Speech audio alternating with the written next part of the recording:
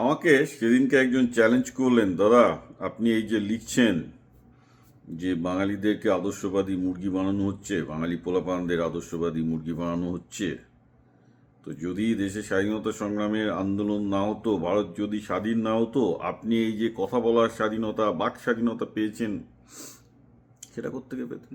বাক স্বাধীন না হলে তো আপনার বাক স্বাধীনতাই থাকতো না, ব্রিটিশরা আপনাকে টুটি চেপে মারতো।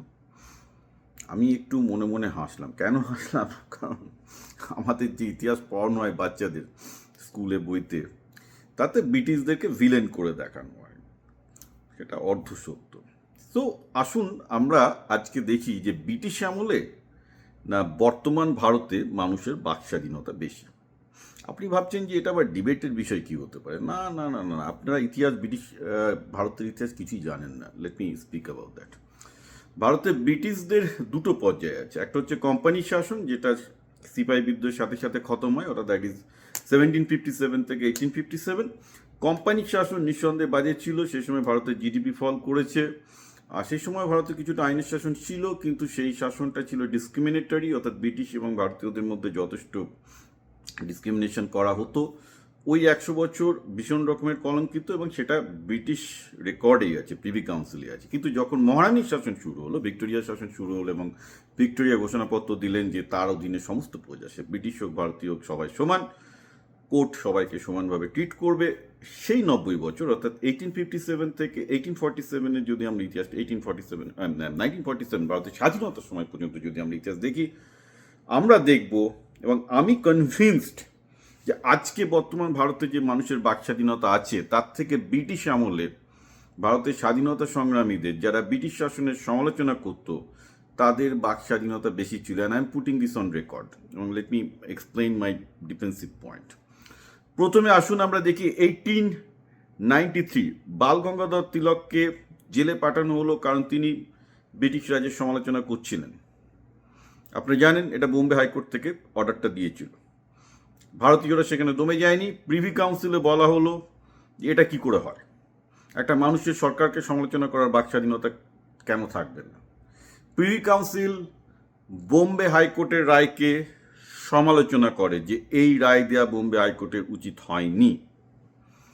সুরেন্দ্রনাথ ব্যানার্জি 1883 তাকে জেলে যেতে হয়েছিল 2-3 মাসের জন্য, আমি যতদূর খেয়াল নেই, ব্রিটিশদের সমালোচনা করার জন্য।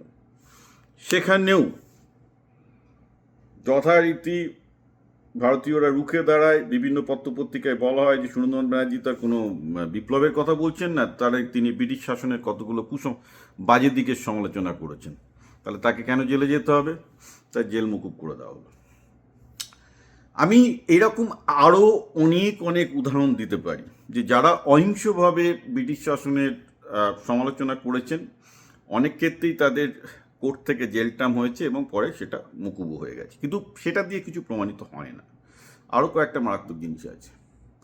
আমরা ব্যাক করছি 1863-তে একটা অসাধারণ ঘটনা ঘটে, যে ঘটনাটা ইনফ্যাক্ট আমি দুটো ঘটনার কথা বলবো যেটা সমস্ত ভারতীয় জানা উচিত, কারণ এগুলো স্কুলে পড়ানো হয় না।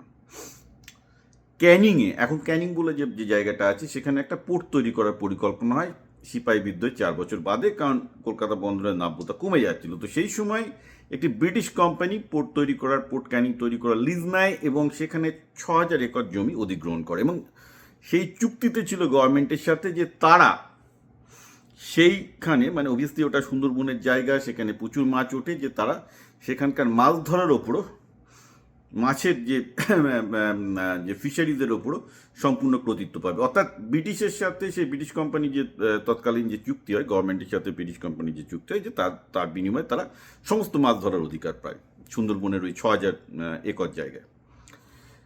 তো কিছুদিন বাদেই গন্ডগোল শুরু হয়ে যায়, কারণ লোকেরা তো ওখানে বহুদিন ধরে, আদিবাসী যারা সুন্দরবনের যারা আছে তারা মাছ ধরতো, তারা তো এসব নিয়ে কিছুই জানতো না, তারা দীর্ঘদিন ধরে সেই এরিয়ায় মাছ ধরে যাচ্ছে। এবার কোম্পানির লোক তাতে বাধা দিতে আসে, মারামারি শুরু হয়, এবং ব্যাপারটা বেঙ্গল গভর্নরের হাতে, বাংলার গভর্নরের কাছে পৌঁছায়, এবং হাইকোর্টে মামলা হয়, এবং কতজন বিশিষ্ট বাঙালি ব্যারিস্টারই লড়াইটি করেছিল সুন্দরবনের মৎস্যজীবীদের পক্ষ থেকে। সুন্দরবনের মৎস্যজীবী বনাম ব্রিটিশ কোম্পানি, ব্রিটিশ কর্পোরেট। ভাবুন আজকের দিনে আদানি বনাম কতগুলো মৎস্যজীবী। রেজাল্ট কি? রেজাল্ট হচ্ছে যে মৎস্যজীবীরা জিতে যায়। বলা হয় যে মৎস্যজীবীরা এখানে হাজার বছর ধরে হাজার হাজার বছর ধরে মাছ ধরছে, সেক্ষেত্রে সরকারের কোনো অধিকার নেই কোনো একটা কোম্পানিকে রাইট দেওয়ার যে সেই কোম্পানি হঠাৎ করে সেই জায়গাটার উপর মাছ ধরা অর্থাৎ সুন্দরবনে মাছ ধরার রাইট পেয়ে গেল। এটা আজকের দিনে ওই কোম্পানিটা যদি আদানির আম্বানির হতো না, কোনো দিন ওই জাজমেন্ট পেত না। Get it from me. আজকে দেখুন উমরখালির থেকে শুরু করে সিডিশনের কেসে, দেশদ্রোহের কেসে 3-4 বছর ধরে জেল খাটছে, জামিন পায়নি। সেখানে বালগঙ্গাধর তিলক 1893 তাকে প্রথমে জেলে পড়া হলো সিডিশনের কেসে, একই কেস দেশদ্রোহের কেসে জেলে পড়া হলো, কিন্তু প্রিভি কাউন্সিলে যখন তিনি অ্যাপিল করলেন, বোম্বে হাইকোর্টকে বলা হলো যে না, তোমরা একটা ভুল করেছো, একটা কোর্ট কখনো এই ধরনের রায় দিতে পারে না। বাই দ্য ওয়ে, আর একটা জিনিস বলি, চম্পারণ সত্যাগ্রহ। চম্পারণ সত্যাগ্রহ গান্ধীকে গান্ধী বানিয়েছিল, that is probably 1921 and above.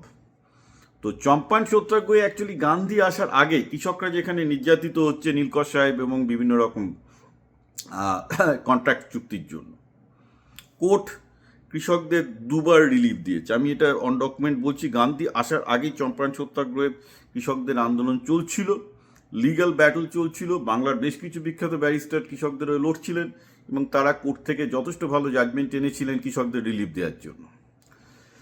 In fact এই মুহূর্তে দাঁড়িয়ে আমি প্রায় ডজন খানেক উদাহরণ দিতে পারি যে প্রতিটা ক্ষেত্রে ব্রিটিশ আমলে বাংলার কৃষক, বাংলার মৎস্যজীবীরা ন্যায় বিচার পেয়েছে।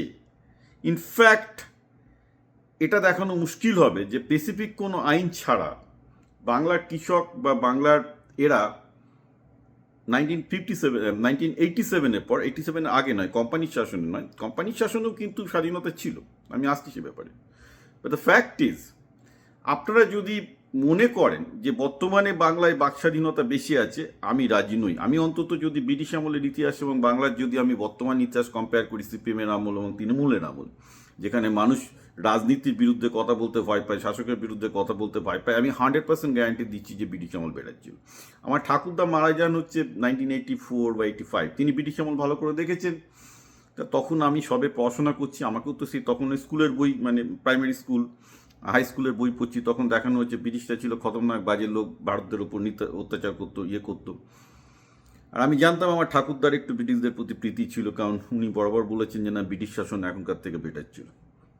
ঠাকুরদার মারা যাওয়ার 1 বছর আগে আমি আবার ঠাকুরদাকে জিজ্ঞেস করলাম যে তুমি শিওর যে ব্রিটিশ আমল তোমার মনে হচ্ছে বেটার ছিল? বলে দেখ বাপ, আমি তখনও ব্যবসা করেছি, এখনও ব্যবসা করছি, আমি একটা জিনিস অন্তত বলতে পারি যে তখন ন্যায় বিচার পাওয়া যেত, এখন ন্যায় বিচার পাওয়া যায় না। তো আমি কিন্তু তখন ঠাকুরদাকে ভেবেছিলাম যে লোকটা বোধহয় ব্রিটিশদের পদলোহন করে চলতো, কিন্তু এখন আমি ইতিহাস পড়ে এবং ভালো করে ইতিহাস জাজ করে বলতে পারি আমার ঠাকুরদা ঠিক ছিল, আমি ভুল ছিলাম, কারণ আমাকে ভুল ইতিহাস পড়ানো হয়েছিল।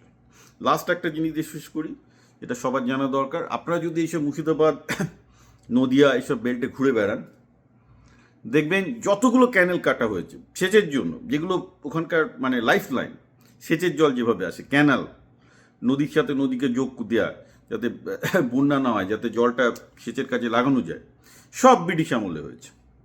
ব্রিটিশ আমলের পর একটা নতুন ক্যানেল স্বাধীন ভারতে তৈরি করা হয়নি ওই অঞ্চলে, অন্তত আমাদের নদিয়া মুর্শিদাবাদ অঞ্চলে। আমি ঘুরে ঘুরে দেখে কথা বলছি, বরং ক্যানেল বোঝানো হয়েছে, যে কটা নদী ছিল, যে কটা ক্যানেল ছিল, ব্রিটিশরা যে কটা করেছিল ইকোসিস্টেমের ভালোর জন্য, কৃষি ভালোর জন্য, স্বাধীনতার পর সেগুলোকে বোঝানো হয়েছে। ওকে, সো একদম ওই প্রাইমারি স্কুলের ইতিহাস আর ওই হাই স্কুলের ইতিহাস বইতে যে মিথ্যে কথা কংগ্রেস গভর্নমেন্ট এবং কংগ্রেস গভর্নমেন্টের ল্যাসপেন্সার ঐতিহাসিক ইরফান হাবিব এবং রমিলা থপার লিখে গেছেন বাচ্চাদের জন্য, সেগুলো না পড়াই বেটার। সেগুলো পড়ে, সেটা আধ্যায়িক ইতিহাস নয়, সেটা কোনো একটা শাসক শ্রেণী তাদের নিজেদের স্বার্থের জন্য লিখে গেছে। ইতিহাস পড়তে গেলে আপনাকে আরেকটু গভীরে জানতে হবে এবং এটা বুঝতে হবে যে আপনাকে মুরগি করার জন্য স্কুলের ইতিহাসগুলো পড়ানো হয়েছে, যাতে আপনি একটা শত্রু ভাবতে পারেন। কিন্তু অ্যাকচুয়াল সত্যি হচ্ছে এই যে ব্রিটিশ আমলে ভারতীয়দের ওপর শোষণ হয়েছে, অত্যাচার হয়েছে, that was more in company আমল, not on after 57। After 57 British শাসন যথেষ্ট ভালো ছিল, যথেষ্ট নর্মালাইজ ছিল। এবং আমি যদি আজকের দিনে তুলনা করি, কিছু কিছু জিনিস অবভিয়াসলি ব্রিটিশ শাসনে স্বাধীনতা মানুষের ছিল না, শোষণ তো ছিলই, কিন্তু বাক স্বাধীনতার প্রশ্নে এবং ন্যায় বিচারের প্রশ্নে ব্রিটিশ শাসন কিন্তু মানে আপনার রানীর শাসন অন্তত এগিয়ে থাকবে। কোম্পানির শাসন নয়, কোম্পানির শাসন ছিল লুটতরাজ, সেটা নিয়ে কোনো সন্দেহ নেই, সেটা খুবই বাড়ি। কিন্তু কোম্পানির শাসনের দিনেও যখন হিন্দু স্কুল তৈরি হচ্ছে, যখন বাংলার রেনেসাস তৈরি হচ্ছে, সেই সময় even as back as 1830s আমরা সংবাদ পাচ্ছি যে হিন্দু স্কুলের ছাত্ররা ডিবেট করছে ব্রিটিশ শাসন ভারতের জন্য ভালো কিনা, এবং সেখানে জাজকে একজন ব্রিটিশ সাহেব, পক্ষে বিপক্ষে লোক আছে, বিপক্ষের লোকজন বলছে না ব্রিটিশ শাসনের জন্য বাংলার এত ক্ষতি হয়ে গেছে, এবং সেটা ব্রিটিশদের সামনে বলছে। আজকে তৃণমূলের সামনে পারবেন যে কোনো বাঙালি এরকম একটা কোনো স্কুলের আলোচনা সভা তৈরি করতে, যেখানে প্রকাশ্যে তৃণমূলের সমালোচনা করা হবে? এটা হয়েছিল 1830s থেকে এইসব হিন্দু স্কুল এবং বাংলারই স্কুল কলেজগুলো যখন ব্রিটিশরা শাসন করছে, যাতে সেখানে এসব বিতর্ক সভা হতো এবং সেখানে জাজ থাকতেন সাহেবরা।